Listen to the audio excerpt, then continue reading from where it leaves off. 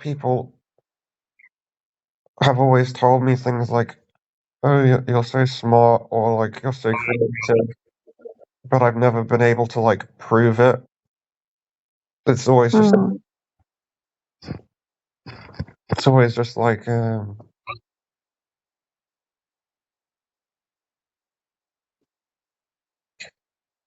ideas. Like I don't know, it feels like I've always let people down. You haven't let anybody down, but Yeah, it feels like I never really succeeded at anything, and that really sucked because it meant that I never got to like confirm things in like people's eyes, or like show people, or even show myself that I babe, actually. you have succeeded, lovely. You've got all your GCSEs, but Yeah, but GCSEs aren't hard. oh yes, they are lovely. No, I'm talking about, getting a degree, getting a good job, being like renowned. Yeah, but that's when you've had a chance, when you've had opportunity,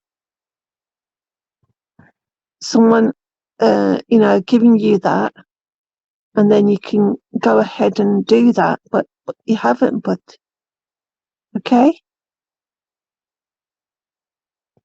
Yeah, guess I would have liked to see how far I could have gone.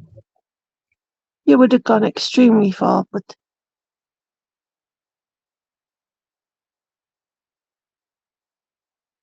It's just sad though because it's just hypotheticals in people's minds. yeah, but that's what I'm saying. Why not give yourself that chance to do that, to enjoy that? Because it's not possible for me. Yeah, but it could be if you gave yourself that chance, lovely.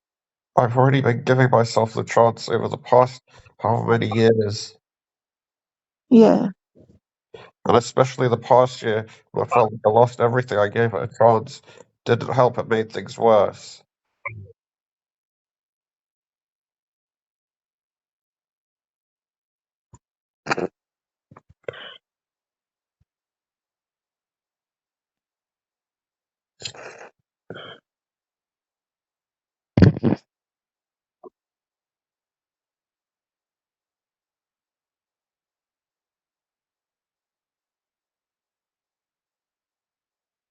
Yeah, like I guess I do really wish I had more of an opportunity to study like philosophy or like writing or something like that.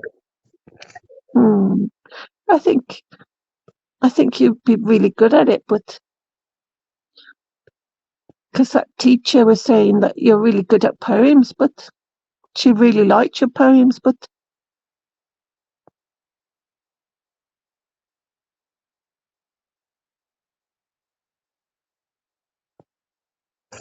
and you have so much material inside of you. You could write so many poems.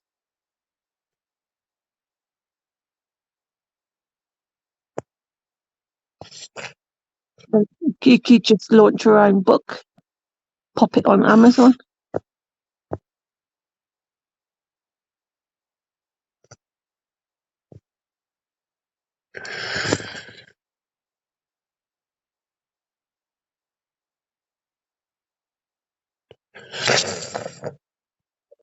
I guess the reason why it's so difficult to continue is because, like I say, like I said, I need that security in a person. I need someone to give me that security. But then as soon as there is someone who gives me that security, I instantly like detest them. I can't be around them. They make me sick. Hmm.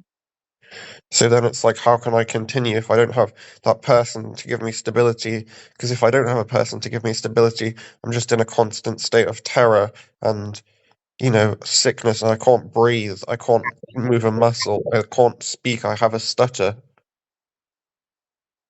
Hmm. So why do you think you feel sick then? But What do you mean? because you just said you feel sick when you're around people that you like. You get to a point where obviously you don't like them. It's not about not liking them. I still like them and I still love them, but that's why I feel sick when I'm around them because I do love them. Okay. It's It about just, it's about historical events mm, in the past. Whenever I've loved someone completely or completely put myself in their arms or completely depended on someone, that they've always abandoned me. mm, Like, say for example, the first case is Dada when I was completely dependent on him. Like my entire yeah, personality was shaped by him, and every just like yeah, that, I didn't get to choose anything about myself, which in the first place made me really feel ugly because I didn't get to choose anything about myself. So I didn't enjoy that situation at all. But at the same time, there was security there because he did everything. He chose everything about me. So he was basically me. mm, And then, so I was completely dependent on him, and then he died. So then I had no one else to depend on. And then after he died, then it was like a year and a half, or a year of like, sick. I don't want to use these words, but it was like still sickening anxiety. I still had really bad anxiety when I was like 16, 17, until I found new friends. And then I felt like I loved them, and then I completely gave myself to them and put myself in their arms.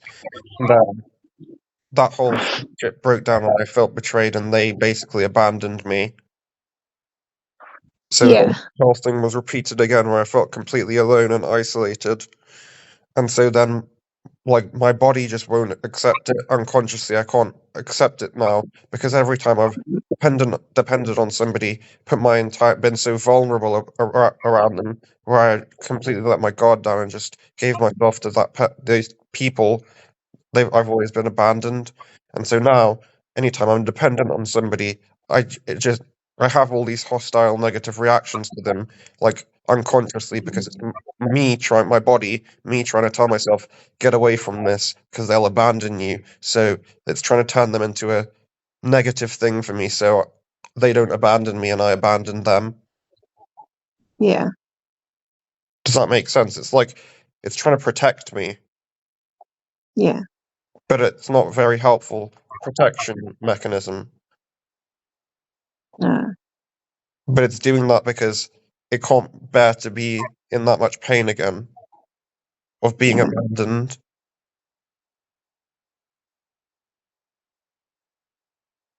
Does that make sense?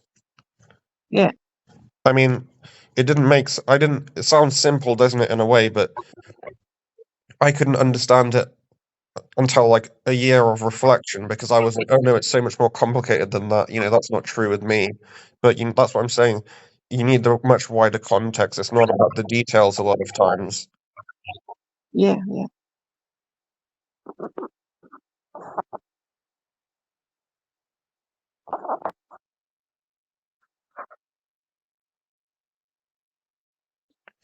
It's almost like, I'm so dependent on this person. Oh no, this is very bad. Then you feel sick.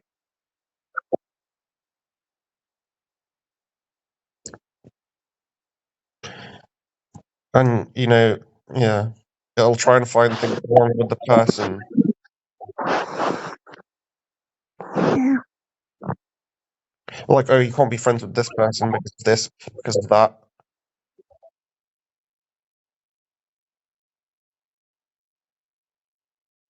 But it doesn't, like, I still love that person. That's the entire reason why I had that reaction to them, because I was so invested in them. yeah,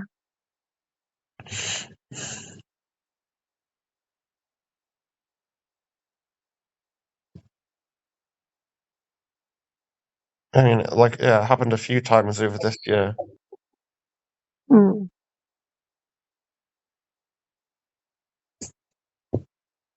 But also, it's difficult to understand from the other person's perspective. mm, especially at the beginning last year when I didn't even had no clue what was going on. Hmm. So it's much more difficult to understand when you yourself don't even understand it. Yeah. But like say with Matteo, for example, I explained this to Matteo, like quite like pretty like for like nearly like once we were starting to become, you know, talking to each other, and they were a lot Yeah. more fine with it because they understood what was going on. So, Hmm. if, like say for example, if that happened, if I had done the same thing with like Fraser, probably maybe it would have been easier for him as well. Yeah. But I had no Yeah. idea But what was going. I had no idea what was going on, so obviously it was a lot more painful. yeah.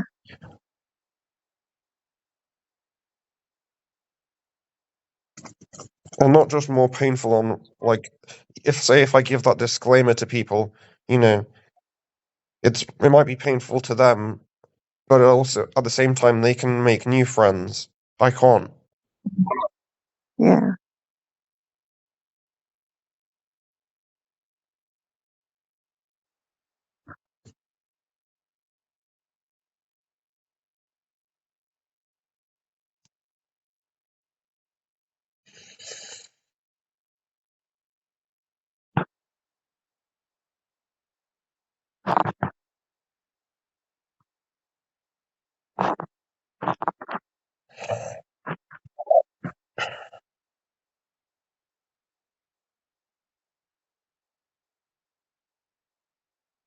That's the thing. I'm just sick and tired of my mind warping and corrupting things. Hmm. It takes everything you hold sacred and turns it into a pile of fucking rat shit. Hmm.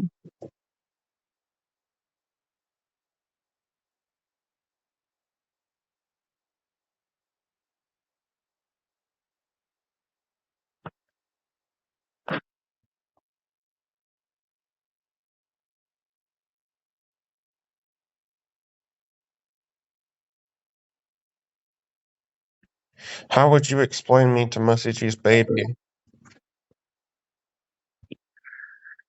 That you're a beautiful, gorgeous human being, funny, courageous, so much love.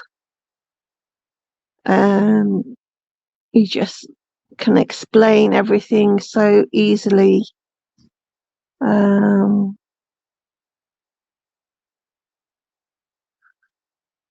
just a lovely human being.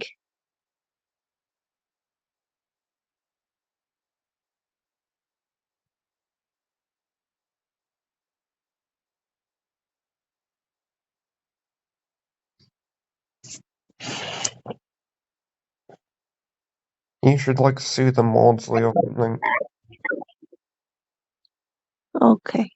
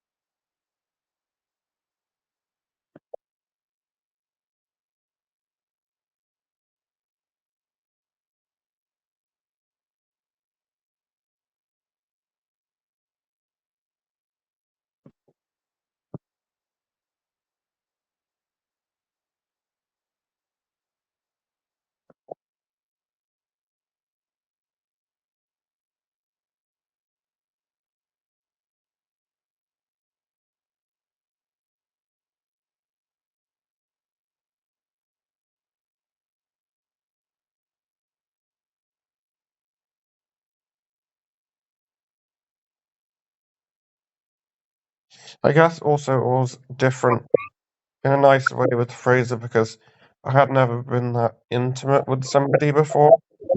Hmm. Like nobody had treated me that way, Yeah. like kindly. Yeah. Yeah. Which was nice, but it's also upsetting.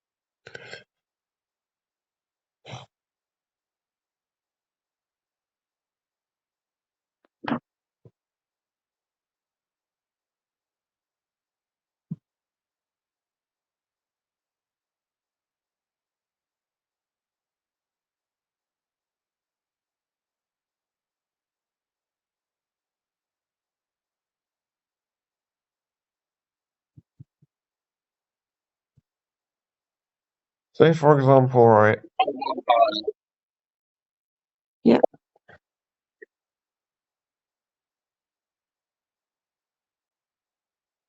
at my like funeral or something, right, Hmm. a bunch of people like would turn up and come, they're all asking, "Oh yeah, Ajay was such a nice person, such a nice this." Like, don't like sugarcoat anything. Talk about how much pain and stuff was in my life. Yeah. Don't say I was nice and stuff. Say real things about me, not you know, not platitudes.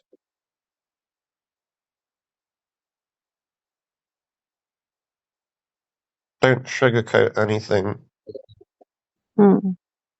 Like, be completely honest, because I'm tired of, you know, let people know the truth. That life isn't fair. Hmm.